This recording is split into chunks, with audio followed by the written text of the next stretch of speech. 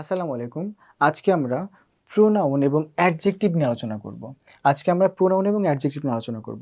আমরা সবাই জানি সেটা হলো যে প্রোনাউন এবং অ্যাডজেক্টিভের মধ্যে সবাই কিন্তু গুলিয়ে ফেলি। আমরা অনেকে বলে ফেলি যে এটা হয়তো প্রোনাউন বা এটা হচ্ছে অ্যাডজেক্টিভ, মানে ঠিকভাবে চিনতে পারি না।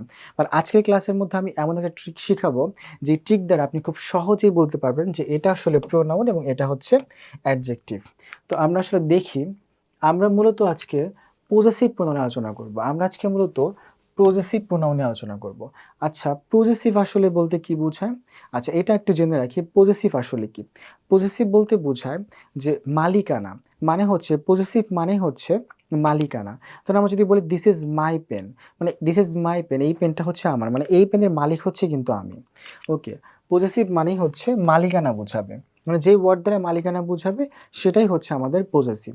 সো আমরা দেখি আসলে পজেসিভ অ্যাডজেক্টিভ কোনগুলো। যেমন মাই, ইউর, হিজ, হার, এই যে আমরা কিছু ওয়ার্ড লিখে দিচ্ছি, এইগুলো হচ্ছে আমাদের পজেসিভ অ্যাডজেক্টিভ। আর এই পজেসিভ অ্যাডজেক্টিভ কিন্তু নাউনের আগে বসে। এবার আসি হচ্ছে পজেসিভ প্রোনাউন কোনগুলো।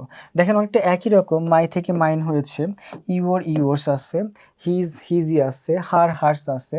দেখেন অনেকটা কাছাকাছি। সো এইগুলো হচ্ছে আমাদের পজেসিভ প্রোনাউন, এগুলো হচ্ছে আমাদের পজেসিভ প্রোনাউন। আর যেই ট্রিকটা বললাম সেটা হলো অ্যাডজেক্টিভ মানেই হচ্ছে নাউনের সাথে সম্পর্ক, মানে নাউন থাকবে। অ্যাডজেক্টিভ মানে হচ্ছে নাউনের সাথে সম্পর্ক, মানে নাউন থাকবে। অ্যাডজেক্টিভের সাথে হচ্ছে নাউন থাকবে। আর প্রোনাউন বলতে বোঝায় নাউন থাকবে না। প্রোনাউন বলতে বোঝায় নাউন থাকবে না। তাহলে একদম সহজ টেকনিক, যদি দেখেন নাউন আছে তাহলে অ্যাডজেক্টিভ, আর যদি দেখেন নাউন নাই তাহলে হচ্ছে প্রোনাউন।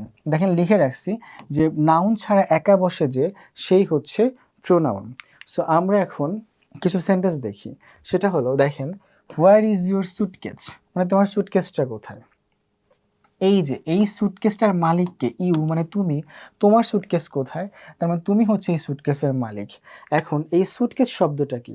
এটা একটা নাউন, তাই না? কোনো কিছুর নাম, কোনো কিছুর নামই হচ্ছে নাউন। ওকে, তাহলে নাউনের সাথে কিন্তু আমাদের এই ওয়ার্ডগুলোর ভিতর থেকে একজন বসছে। কোনটা বসছে? এই যে ইউর বসছে। তাহলে নাউনের সাথে যে বসে তাকে কি বলা হয়? অ্যাডজেক্টিভ বলা হয়। নাউনের সাথে যে বসবে তাকে বলা হবে হচ্ছে অ্যাডজেক্টিভ। তাহলে যেহেতু নাউনের সাথে বসছে ইওর, তাহলে ইওরটা হচ্ছে কিন্তু অ্যাডজেক্টিভ। এবার এই ইওর দ্বারা আসলে কি বোঝাচ্ছে?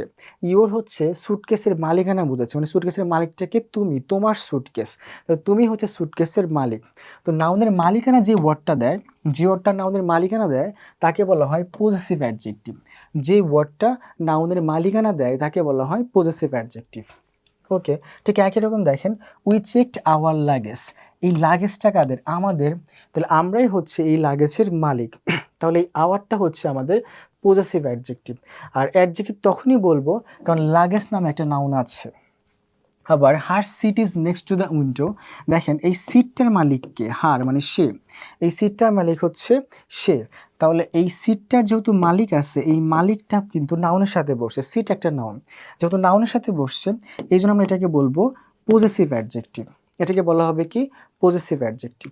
এখন দেখি আমরা পজেসিভ প্রোনাউন। আচ্ছা, আমরা কিন্তু কিছুক্ষণ আগে শিখছি প্রোনাউন মানে হচ্ছে নাউন থাকবে না, প্রোনাউন মানে হচ্ছে নাউন থাকবে না। সো এই শব্দগুলো পজেসিভ প্রোনাউন হিসাবে ব্যবহৃত হয়। আর এগুলো কিন্তু নাউন ছাড়া বসে, নাউন ছাড়া একা বসে, মানে মালিকানাই বুঝাবে কিন্তু নাউনকে রাখবে না, নাউন ছাড়া বসবে। ওকে, আমরা একটু দেখি। মাই ফোন ইজ ডেড, ধরো আমার ফোনটা চলতেছে না। সো পাস মি ইয়োর্স, মানে আমি তোমারটা চাচ্ছি।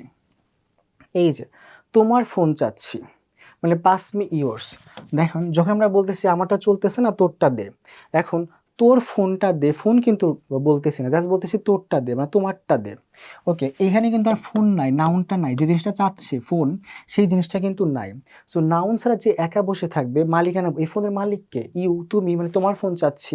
ওকে, বাট ফোনটা কিন্তু এখানে নাই, নাউনটা নাই।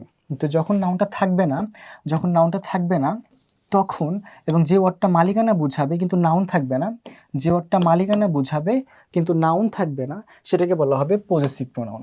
মালিকানা বুঝাবে কিন্তু নাউন থাকবে না। ঠিক একই রকম দেখেন, দ্য পেন ইজ মাইন। ওকে, মানে কলমটা আমার।